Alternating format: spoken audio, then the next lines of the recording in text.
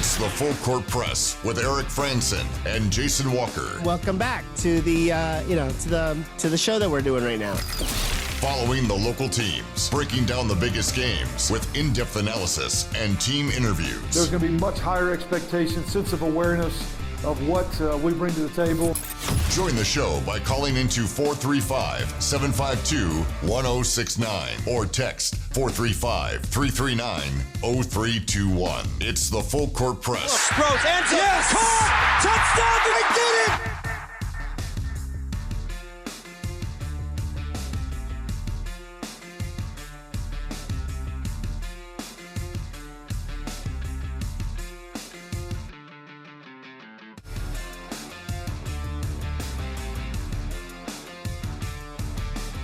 Hello, everybody. Welcome to the Full Court Press. Jason Walker with you here. Eric Frandsen will be along shortly. He's helping the intern right now. So it'll be me and Eric going through you with in this 1 hour show. This still unfortunately shortened.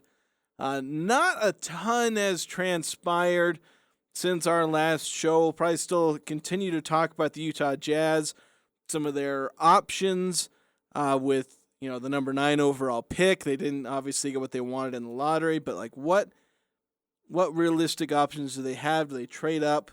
Are teams willing to trade up? Who are the players they may be looking at number 9? I've certainly got a bit of a short list. I know a lot of people that I'm in circles with on social media or otherwise. I've certainly seen their priorities. I don't necessarily agree with all of them. So we can put out some situations. If you guys have ideas, you can send them in 435-339-0321. I believe we're also going to do pick 6 today. It'll be one of the first times that me and Eric are around. Well, I don't think we did pick 6 last week because I think I was gone. Yeah, it just feels like it's been forever. I don't even know if we did it last week anyway. Maybe we did and I just forgot. But we'll try and get to pick 6 today. I don't know if me or Eric are prepared, but we can get some lines going in this show. So certainly a few things we can go over. One thing to go over real quick. We've been kind of keeping you guys in touch with what's going on in the UHSAA, the baseball and softball playoffs. Those have been going on all this week. And we've just about got our title games for baseball and softball, respectively. Baseball, they haven't settled who's going to be in their championship game yet. They have to determine one other, but unfortunately for Region 11, they will not be involved in the baseball championship. Mountain Crest looked like they were going to have a chance to at least, they were leading Snow Canyon, but they ended up, they got a rematch with them to, going through the consolation bracket. If they would have beat Snow Canyon, they would have had to play them again today. That would have started about 4 minutes ago had Mountain Crest won that game. They were the last Region 11 team alive in the playoff run, but then they lost 9-8 to Snow Canyon, and so the number 1 seed Snow Canyon advances to the state championship, a 3-game series, if I'm not mistaken, and then the winner of Dixie and Crimson Cliffs, which will be played today. According to the bracket I have, it says they'll play at 7. They change these game times all the time sometimes, but should be 7 o'clock, so you can figure out who's in the championship game in baseball, but it will not involve anyone from Cache Valley. Of course, softball, it is the complete opposite story. We've got Ridgeline and Bear River in the softball championship. That is already settled. Ridgeline defeated Mountain Crest 13-0 yesterday. Earlier today. I think both of these games were earlier today. Ridgeline defeating Mountain Crest, and then Bear River beating Cedar. See, Ridgeline, I think both these games were actually at 12:30. They were on different fields. So Ridgeline and Bear River advancing. They'll face off against each other. That's the number 1 and the number 2 seed. This bracket largely going chalk, not completely. Ridgeline and Bear River's semifinal opponents weren't necessarily chalk. Ridgeline ended up facing the 8-seed Mountain Crest, who actually upset 4-seed Snow Canyon and 5-seed Crimson Cliffs to get to the semifinal. And then Cedar, they were the 7-seed. They along the way they had an upset against 6-seed Skyview and 3-seed Desert Hills. But ultimately, you get the 1 seed, you get the 2 seed. I think these are clearly the 2 best teams in softball, in 4A softball right now. I mean, heck, you look at the semifinal, they just ended up blasting their opponents. Ridgeline going 13-0 on Mountain Crest. Bear River going 10-1 on Cedar.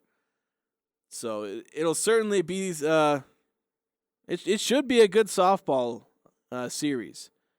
We'll see who comes out on top. Both these programs have had good softball teams in the past. Bear River, they've struggled in some sports, but baseball and softball, they certainly do pretty well there. So we'll see how that goes. Still waiting on Eric Frandsen to show in the building. I think he must really be tied up.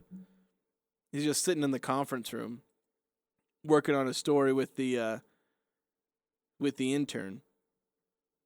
If you want to text in 435-339-0321, we have a text coming in from 9315. Says, I heard the SDSU has some new article about trying to get back, about trying so hard to get in the Pac-12, and they are having none of it, and that the June deadline does not matter. Yeah, I'd be curious to see that article. There was at least one report, and we went over that report earlier this week. It was from Sports Illustrated, where it seemed like San Diego State, they were kind of being fought over. Although sometimes maybe that's just a bit of smoke. But the thing is, the conferences seem to be in a panic, or at least the non-Big Ten SEC conferences seem to be in a bit of a panic. The ACC, rumors of their demise have been going all over the place this week. That they're going to collapse, that they're just going to go off and die, and Florida State, and I think Clemson and some other teams are going to look and ditch to maybe the SEC or somewhere else. But yeah, the Pac-12, they're kind of scrambling as well because they're trying to hold on to what they have. They're like one step away from just everything collapsing into, Arizona State and Utah going to the Big 12 and helping the Big 12 expand west. And then the Big 10 making another reach onto the Pacific coast where they grab Oregon and Washington. And then suddenly the Pac-12 is basically dead and have like 6 schools left. Let's actually be 5 schools, I think, if I'm doing my math right there. So the thing is, if they can bring in a San Diego State, and I think SMU's the other one, that maybe helps. But maybe the Pac-12 isn't looking. I don't know. We can try and predict what they're doing. I guess there's this one article that seems to say that San Diego State is certainly pushing super hard. And we're all kind of assuming that the Pac-12 is interested. That seems to be the report, and I'm leaning towards San Diego State probably getting in the Pac-12. Because I don't know if the Pac-12 likes any other option. I don't know if they like the option of not having a footprint in Southern California. Like, is it an ideal situation for them? No, but they've run out of ideal situations, and they need a footprint in Southern California. Or at least that's the theory. I've been somewhat skeptical at times of whether or not Southern California is really a football location, but that's the perception, and the perception is kind of what matters. And so that's why I feel like the Pac-12 will bring in a San Diego State because they want to have something in Southern California. And their only other options at that point are like Fresno State. And Fresno State's a much worse option, at least in terms of athletic prowess, than San Diego State. 9-5 adding on to his text, and the AD from SDSU is the biggest pusher. And I'm sure he is. I'm sure he's pushing super hard. The fans are pushing super hard. Like I said, if you follow any San Diego State accounts, they're constantly spamming graphics about how many games they've won in football and men's basketball. It's like, yeah, congratulations. You are clearly a good, baseball, football and men's basketball program. And even in other sports, they're usually pretty solid. But there's more to consider. But the thing is, I think with San Diego State, they have some of that more to consider. Because and I think we talked about this yesterday or the day before, where I think when we were actually talking about this, expansion at this point seems less inclined toward just grab the best school in terms of athletic prowess and more find, a better footprint. And maybe that's the way it's always been. I've always kind of thought of, if you're good enough, a conference will pick you up because, you'll add to their brand in terms of athletic prowess. That's why I felt like Utah got picked up by the Pac-12. Some of it was maybe jumping into the Utah market, but a lot of it was Utah was a 2-time BCS buster. So, yeah, bring them into the Pac-12. They're clearly, showing that they're good enough to beat these BCS or, Power 5 teams. So bring them in. But, like, you look at the teams that are being thrown around, the names are like, hey, we might bring them in. It's like Colorado State, UNLV, SMU.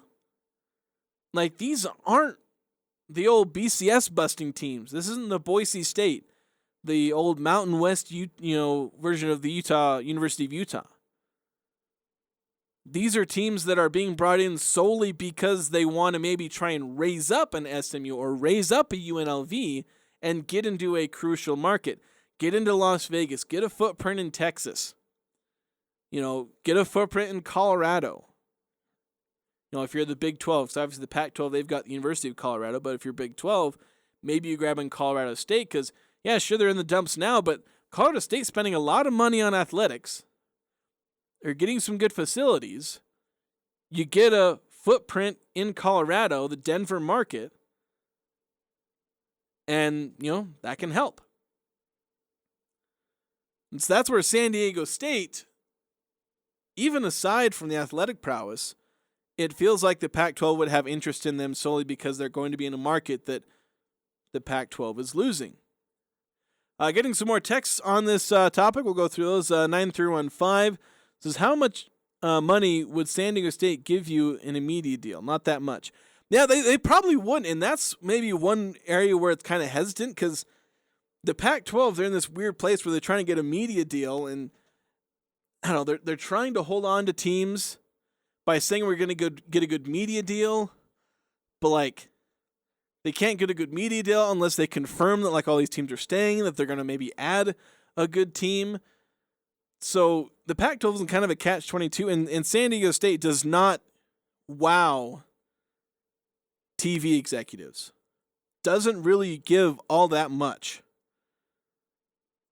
But it can give you something. It's better than what you've got, which is nothing in terms of that Southern California area. And you do have some passionate San Diego State fans.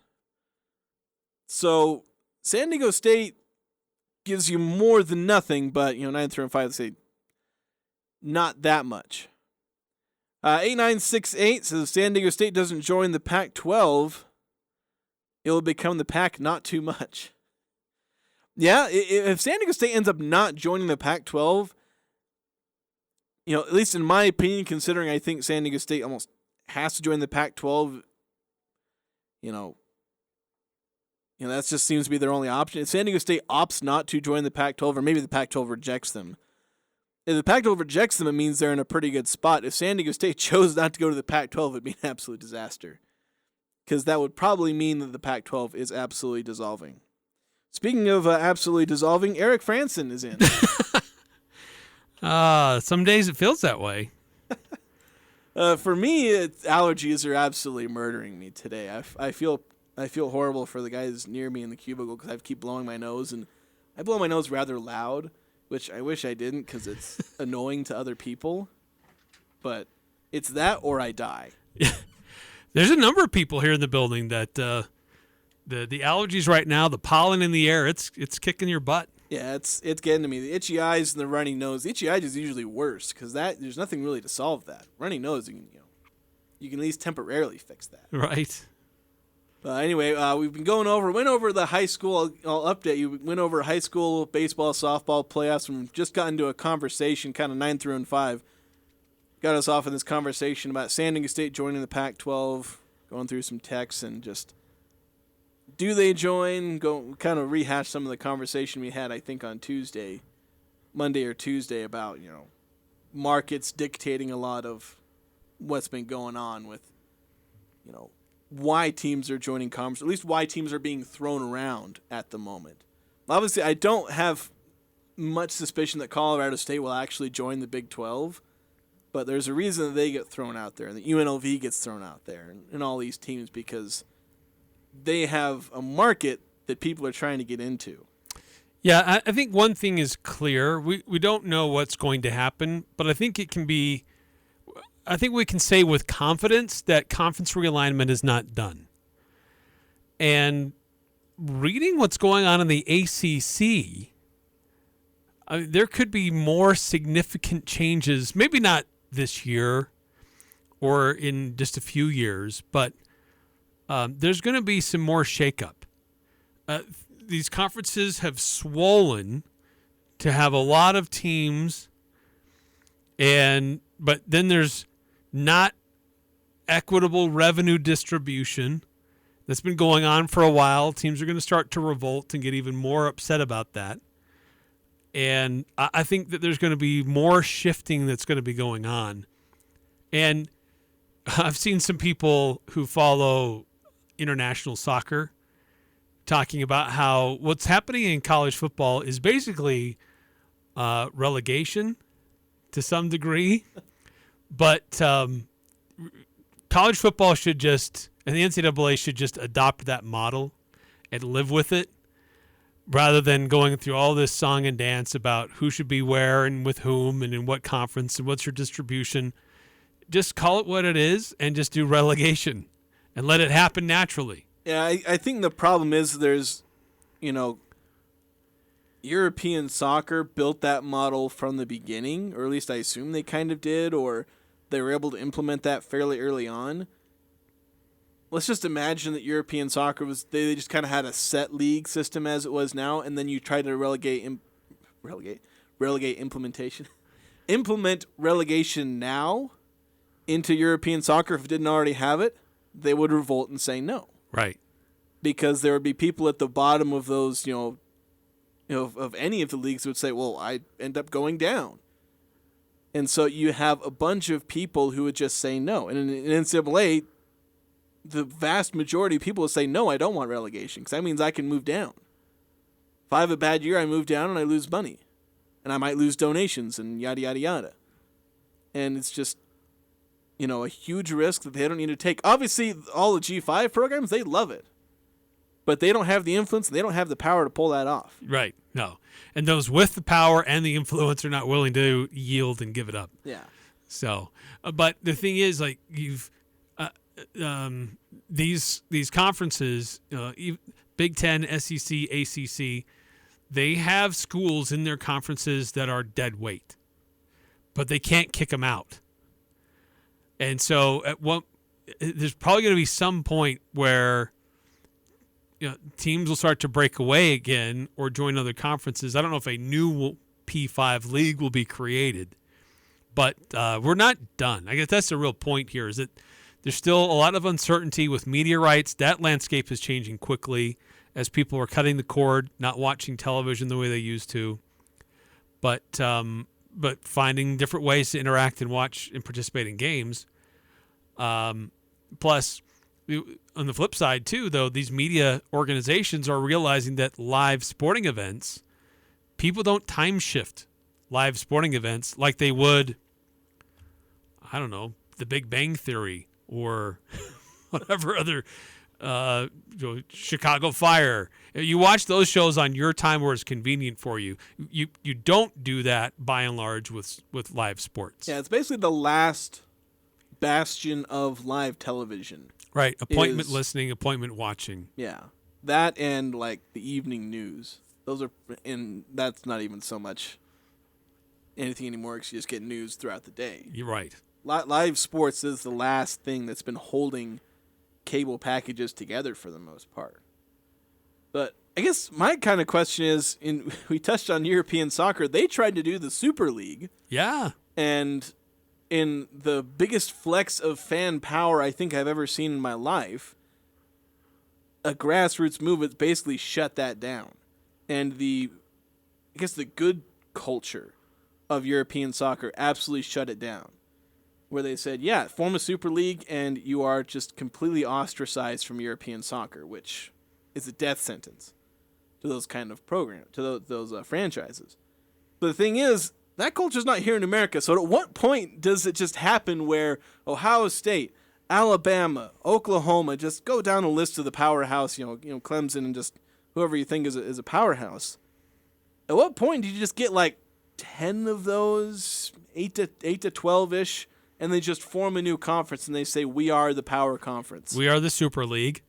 These are the top of the top premier brands, because that's what it is. It's brand of college athletics. Yeah. I think the one thing that would probably keep that from happening is the college football playoff, because you're really only getting like 2 teams out of a conference, although it's going to expand.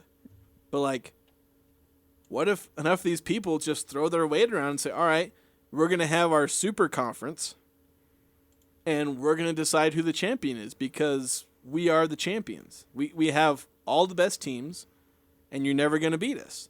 And we're going to be the only ones anyone ever considers good because we play in the best conference. Kind of in a way, it's going to be like that for the Big Ten and the SEC. It's like, you play in the Pac-12. It's not the Big Ten, so you are terrible because you don't actually play in a good conference. And like, that's the same about the Pac-12. Like that's how much college is changing, where there's really only going to be 2 conferences where you're respected. It used to be like 5. Right. Now it's 2. It's really only 2. And are we going to go down to 1 at some point? Who knows? We do have one but more. It's, how does that, okay, that's kind of like the global look of, right, the trying to predict the future of future landscape of college football or college athletics. But how does that boil down to our neck of the woods? Look, Utah State will always be a casualty of whatever happens around them. The best thing they can do is just try to align themselves with like-minded schools to put themselves in at least a healthy position. And I think just territorially where we are, there just aren't a whole lot of options. And I think that's pretty much going to be the case for a lot of the other schools throughout the Mountain West Conference. There, who knows, might be some shakeup with the Pac-12 and some of those schools combined with the Mountain West or vice versa. But Utah State's just not going to be in these discussions for these power leagues, these power conferences. So the best they can do is just try to strengthen the relationships they do have with Nevada, Wyoming, New Mexico, Colorado State, Air Force, even though CSU and Air Force both may be on the move somewhere else. But I think there are enough schools in the area broadly that Utah State can still be in a respectable league. It's not going to be a premier league, but they'll still have opportunities to play decent schools that people recognize. Yeah, I think ultimately what you try and do is just be in the next best league.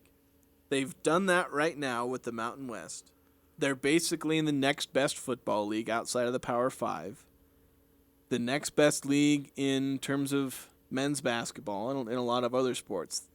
If they have a really good year in any of these sports, they can get themselves into whatever playoff format there is.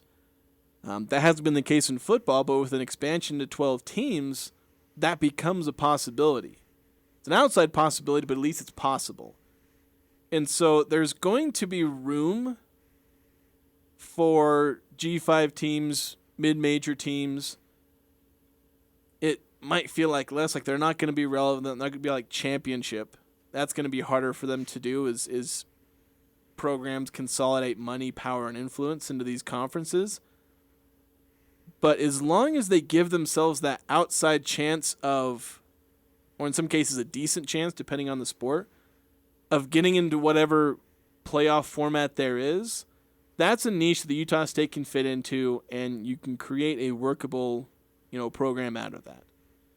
That's what they've kind of been building themselves into right now. Unfortunately, the landscape is changing around them. It's kind of undoing the work they did, building up from, the Big West and the WAC and being in the Sun Belt for 2 years and independence, all those years ago.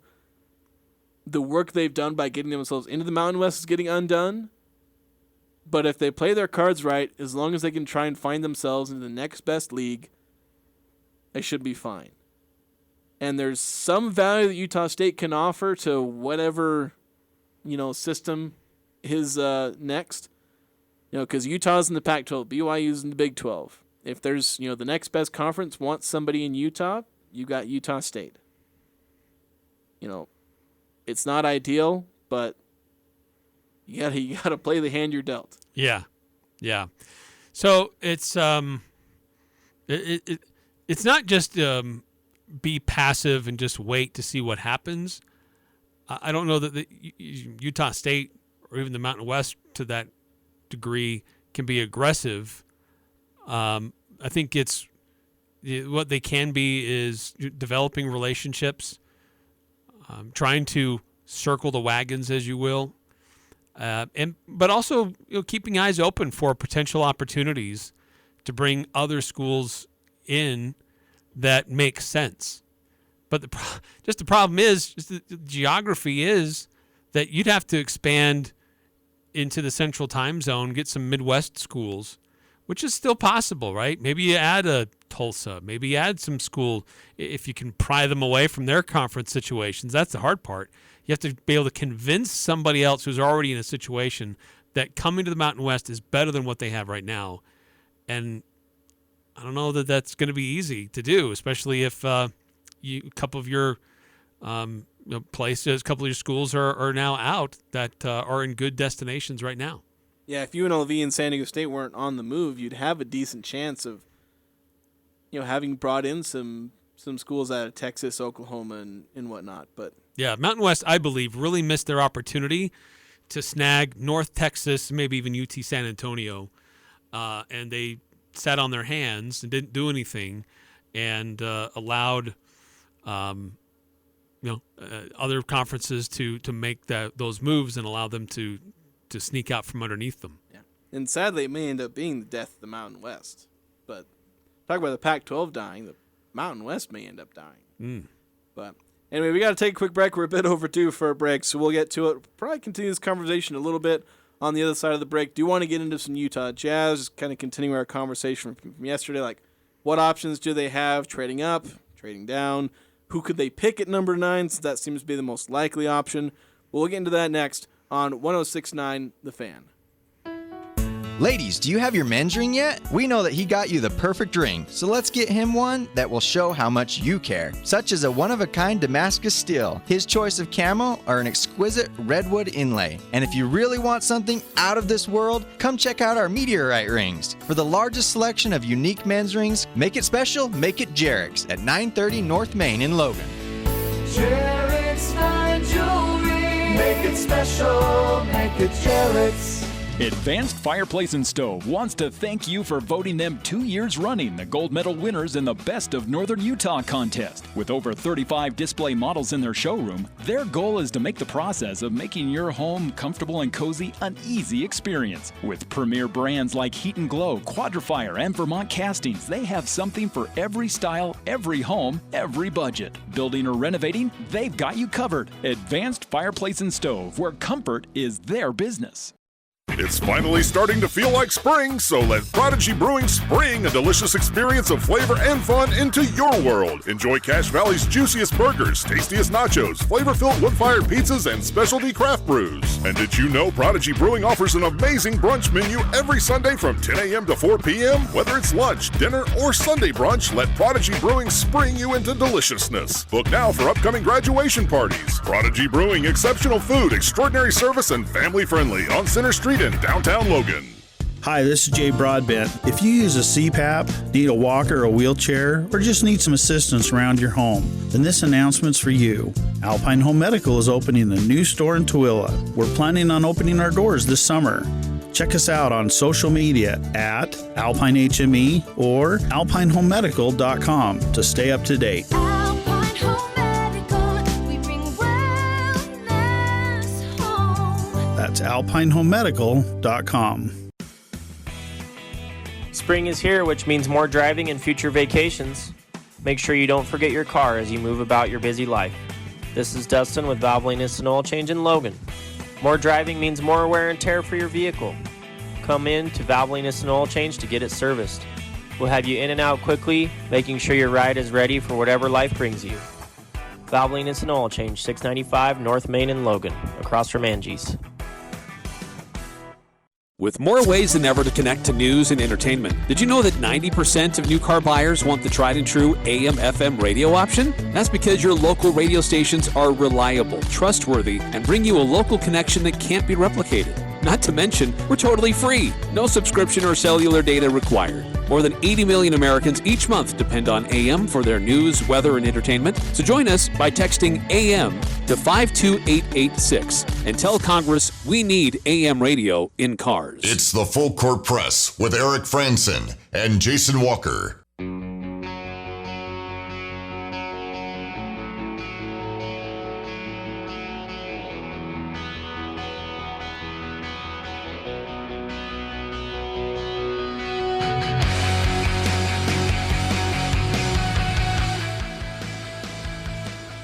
Hey, coming up soon, Logan High football team, they're hosting a clothing drive. It's to benefit Big Brothers and Big Sisters of Utah. They're celebrating 45 years of mentoring in Utah. So bring your donations of clothing, shoes, linens, accessories. Drop them off during business hours at the trailer in the Logo Shop parking lot. That's at 40 South Main in Logan. And when you do that, you help the Logan High football team help this good cause, benefiting Big Brothers and Big Sisters. Football registration, by the way, is also open for Logan Youth Football, so just go check that out, loganyouthfootball.com. But this clothing drive going on now, these next few weeks, and you can find a trailer to drop off your donated goods at the Logo Shop at 40 South Main. There you go. Got the new football coach, Carson Munn. He's working on fundraising, but obviously good cause. So. Yeah. And I always love to see that when coaches in our community get their players involved in the community to remind the players, look, this isn't just all about you, right? There are a lot of people who come and support you. There are a lot of people who have contributed to your success one way or the other. So let's give back. And I always love to see coaches doing that in the community. Sometimes it's just in their neighborhoods. Sometimes they get involved with something bigger, but I really appreciate when coaches do that. So we have kind of one final text. We're just closing up our conversation kind of on realignment, since that's going to keep coming up all throughout the summer because there's some deadlines, and it's also the summer, so nothing's happening in college football, so you just talk realignment and transfers, and eventually you get to fall camp. Yes. But apparently we're 100 days away from college football. Nice. Starting the first, the week 0 games, apparently, because they're not week 1, they're week 0, because the season only starts when Alabama plays. It's like a soft opening versus a grand opening. Yeah, basically. Except there are Power 5 teams that play in week 0, or they'll have like a bye game or something. I don't know. It's always kind of dumb. But anyway, 8968 mentioned, super conferences. Super conference, that sounds good. Then I can call them G League Pro Football. Then I can forget them BYU and all. that kind of does feel like where we're going. Honestly, like that might end up hurting like the XFL and the USFL. It's like you just end up with a different G League and that, or a different development league. Of course, that's kind of what college football has been anyway. That's why. Oh yeah. That's why leagues like the XFL and USFL has struggled. Is that. And I mean the what was the AAF or whatever? Oh, yeah. They 100% went all in, feet first. We're gonna be, NFL G League, and they failed completely because the NFL's like, we don't care. We don't need a G League. We got hundreds of qualified players who come into our pipeline every year. Yeah. And we didn't have to pay a dime to develop them. And they've got practice squads, which can basically function as their G League teams. And they can have guys there. And, so they got the draft and undrafted free agents. And it's like anybody that's below the threshold of undrafted free agent and practice squad is usually not worth paying attention to. You can have your rare story. And if these, spring leagues end up lasting long enough, we're going to have that guy that rises from the XFL to practice squad and then ends up being like a starting quarterback. And it's going to be this big old hullabaloo. And, maybe he wins a playoff game and everyone, fawns over them and maybe they get a big contract and becomes a story. But, it's gonna get that much attention because of how rare it will be. Right. Yes. Yeah. So. Yeah. I can understand USFL, XFL opportunities for. I don't kind of hate to use the term, but has-beens, guys who at one point made an NFL roster but fell off of the roster either because of extended injury or some rookie or new player came in and supplanted them. It gives them an opportunity to still play the game and then maybe refine a few things that they weren't able to do at the NFL level and get noticed again. But you're right. With that moment that one player transcends to get onto an NFL roster again and actually be an impact player will be a big story because it's just not happening. Yeah. Well, I feel like and maybe I should actually look into this, but I feel like the biggest, the place where these teams are drawing from are just college players who missed the cut.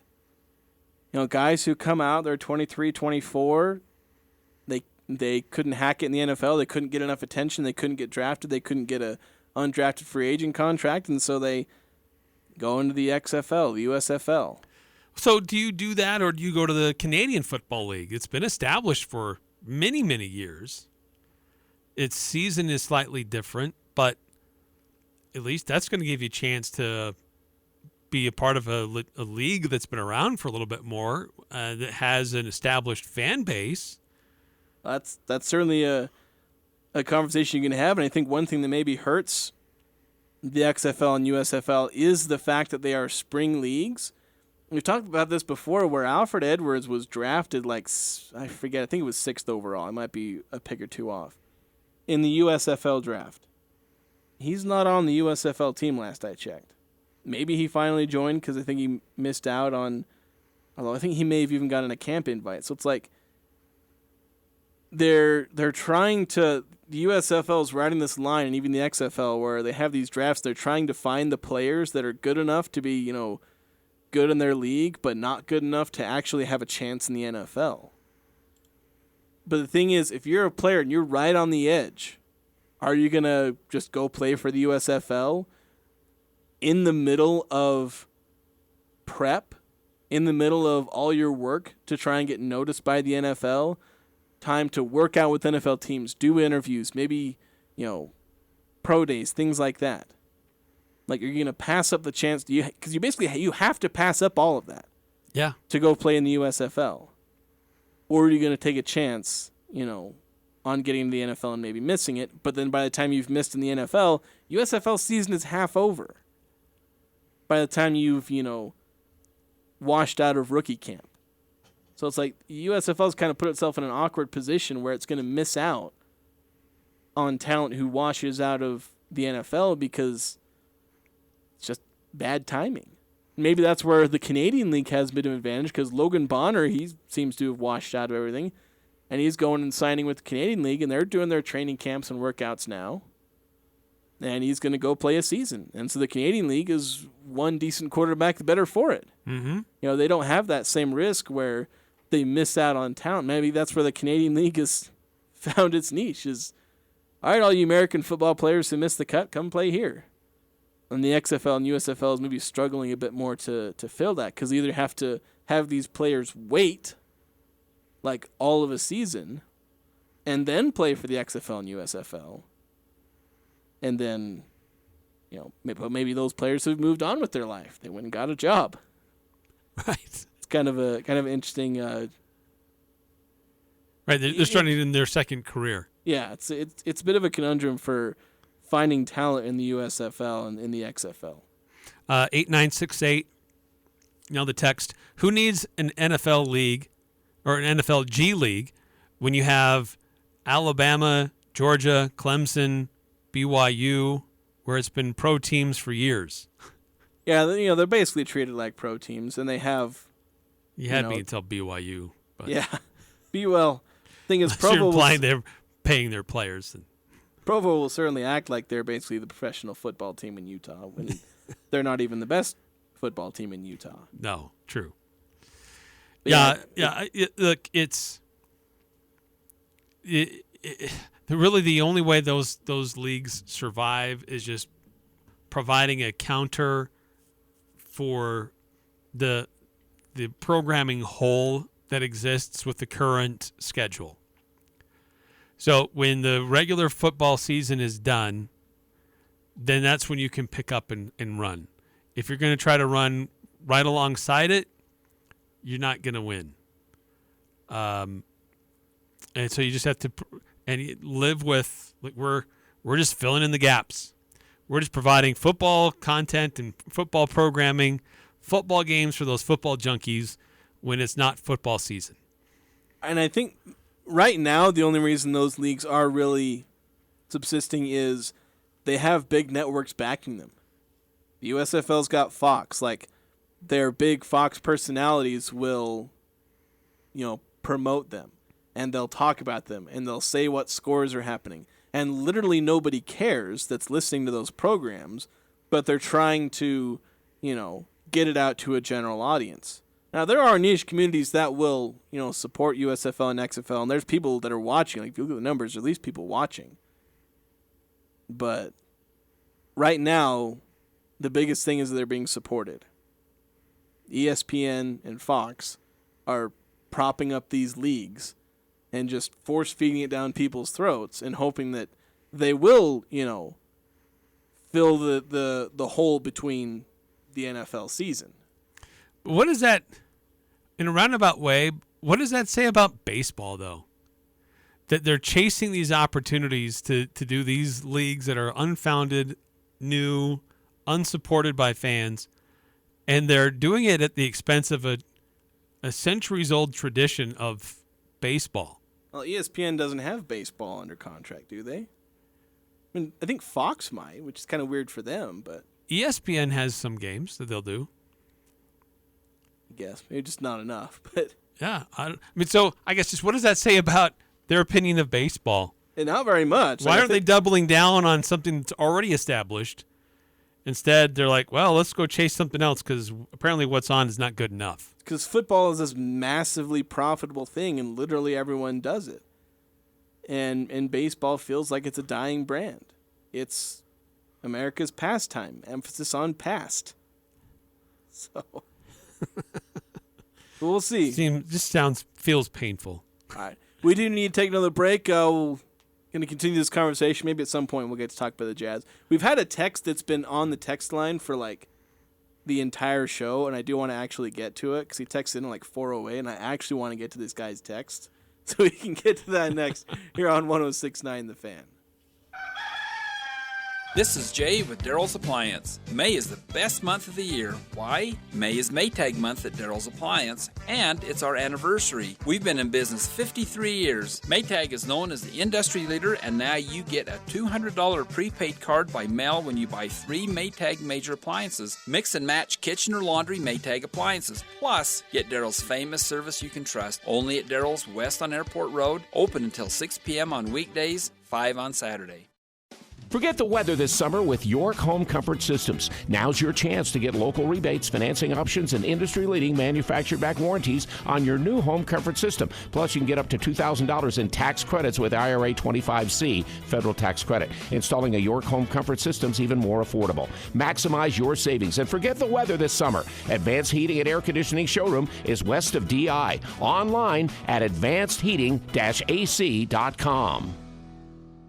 Spend less time at the post office. With Formax and Mint mailing systems from Les Olson IT, you can quickly, accurately, and easily process your outgoing mail and even save on postage. Fold your documents, stuff and seal your envelopes, print addresses, weigh and measure to apply proper postage, all with the click of a button. With multiple model options available, you're sure to find a Formax solution and Mint mailing device that perfectly fits your business needs. Les Olson IT. Buckle up, Utah. The Adventure Sales event is here. Get ready to blaze new trails at Murdoch Chevrolet. Our award-winning lineup has got you covered for those long drives and off-road expeditions. Right now, take $3,000 off a new Silverado Diesel HD or a new 2023 Silverado 1500. When you walk through our doors, you feel like family. At Murdoch Chevrolet in Logan and Woods Cross or online at murdochchev.com. Chevrolet, find new roads. Call 866-628-3065 or see dealer for complete details. Offer expires 5/31/2023. Here's Chad Norton, the lawn doctor, with a tip for your lawn. The way you water your lawn makes a big difference. Water restrictions and water costs have both increased over the last few years. The Lawn Doctor offers a popular service to help keep your lawn green and healthy while watering less. One application of our HydroGuard service reduces your watering frequency by up to 1 day a week, saving you water and money. Watering help, weed, fertilizer, and pest control. Call the Lawn Doctor at 753-LAWN or go to lawndoctor.com. The Aggies, Jazz, high schools, even the Pee Wees T-ball team. It's the Full Court Press on Sports Talk Radio, The Fan.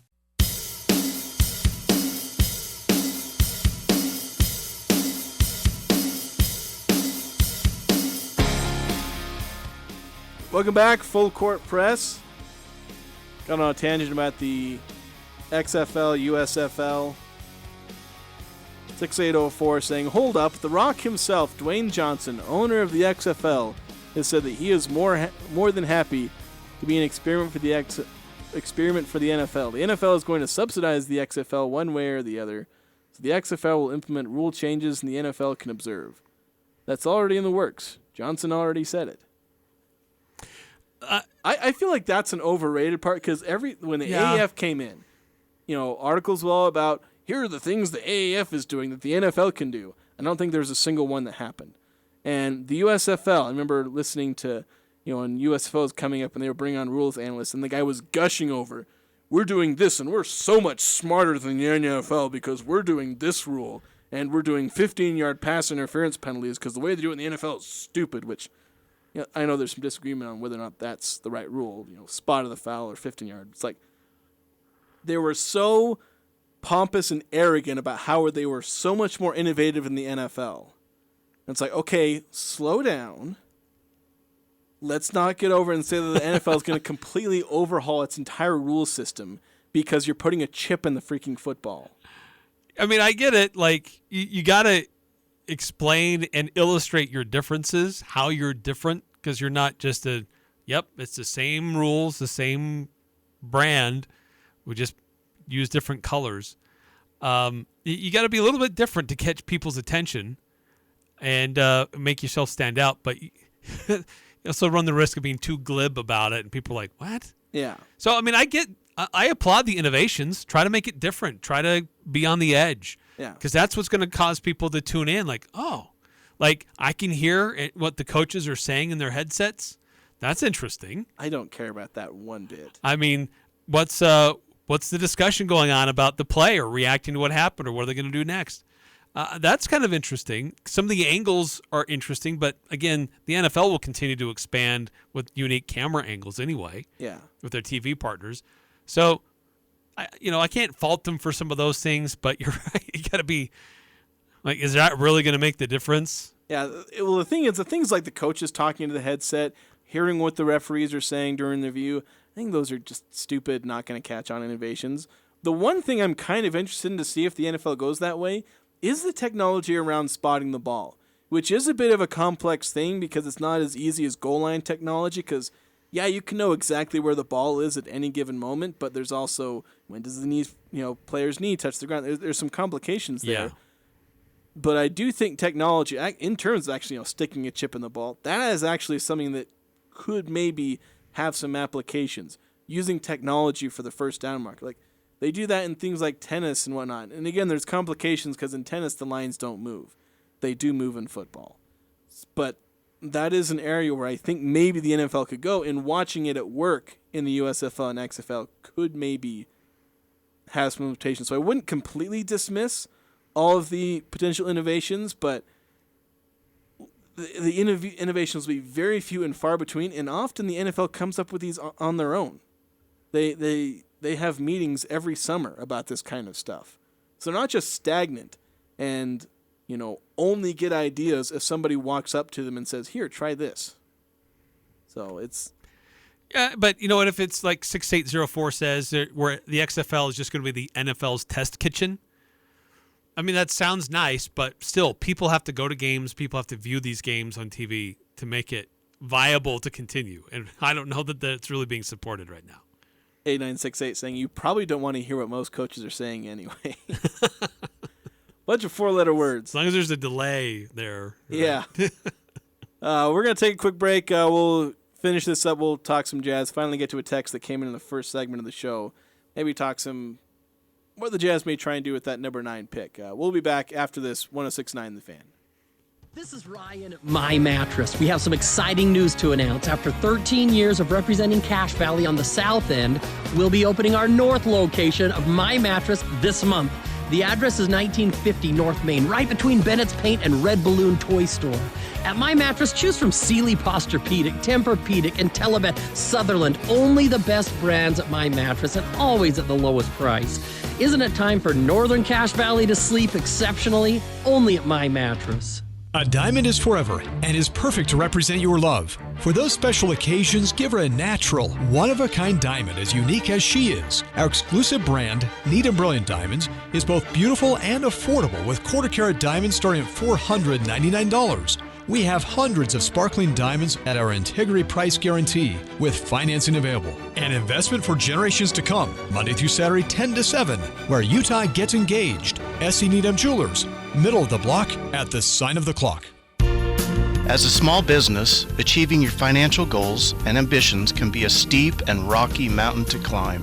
This is Brett Green, president of Cache Valley Bank. To conquer this mountain and achieve your goals, it takes planning, hard work, and discipline. At Cache Valley Bank, we have the resources, expertise, and flexibility to help you scale your way to success. Give us a call. Let's work together and climb the mountains that await. Cache Valley Bank, member FDIC.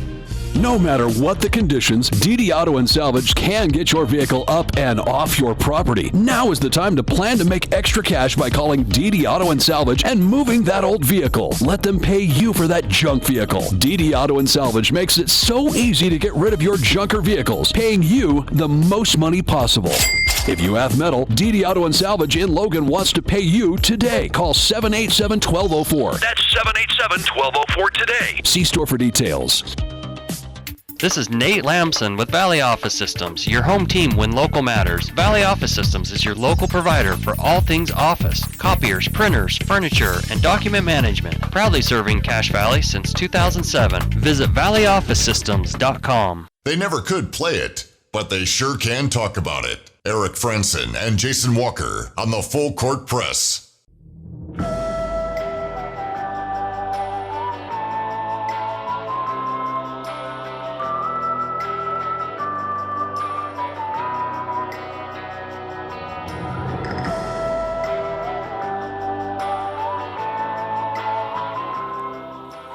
Full Court Press, Jason Walker, Eric Frandsen. Final segment here.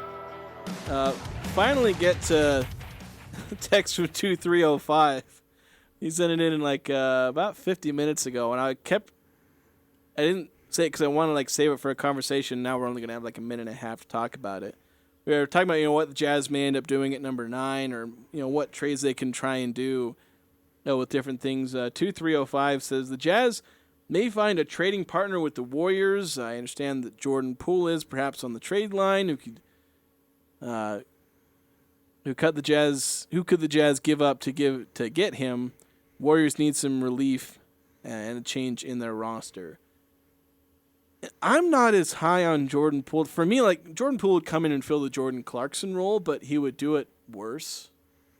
Not so much that he would be that much less efficient as a scorer. Jordan Clarkson a lot of times struggle with efficiency. But Jordan Poole, at this point, feels like maybe he's a bit of a locker room cancer. Yeah, I think his ceiling may have already been hit. That was the season last year. Steve Kerr admitted, what was it, last week, says that his team never really recovered from that practice incident, and they just never really trusted each other, never overcame the emotions and all the other garbage that happened with that fight that broke out between Draymond Green and Jordan Poole. So Jordan Poole, if you have him as a rotation guy, okay, maybe as a fringe starter for a team like Utah, but he's going to want more money than the Jazz are going to want to give him. Well, he's already on a big contract. That's why the Warriors are looking to get rid of him. The Jazz just bring him on, eventually let him go. And the other problem is they have Colin Sexton, who already fills the role Jordan Poole would come in to fill. So I wouldn't want to start Jordan Poole. That'd probably be the only option because, fringe starter, sixth man, we have Colin Sexton. That's what he does. Yeah, it doesn't make sense to me to trade away your number 9 pick to get Jordan Poole. That doesn't make sense to me at all. Yeah, it wouldn't really help. But anyway, that'll be it for us today. Thank you so much for listening. Talk to you next time. I'm Dan Patrick, and this is Above the Noise. Coming into last night's Eastern Conference Finals, the Miami Heat weren't given much of a chance to knock off the Boston Celtics. Miami came into the postseason as the 8th seed in the Eastern Conference, currently missing the team's third leading scorer, Tyler Hero. But if we learned anything about Jimmy Butler over a 4-year stretch in Miami, you can never count him out. Butler willed the Miami Heat to the finals in 2020, and last night, the Miami Star had his way with the Celtics. He's a 6-time All-Star. He put up 35 points, 7 assists, 6 steals in the win at the Garden. With Boston loaded with Jason Tatum and Jaylen Brown and a lot of experienced role players, 6th man of the year Malcolm Brogdon, the Celtics have the firepower to come back and win this series. But if the team continues to fail to contain Jimmy Butler, knocking off a hard-nosed Miami Heat team with a great head coach won't come easy for the Boston Celtics. I'm Dan Patrick, and this is Above the Noise.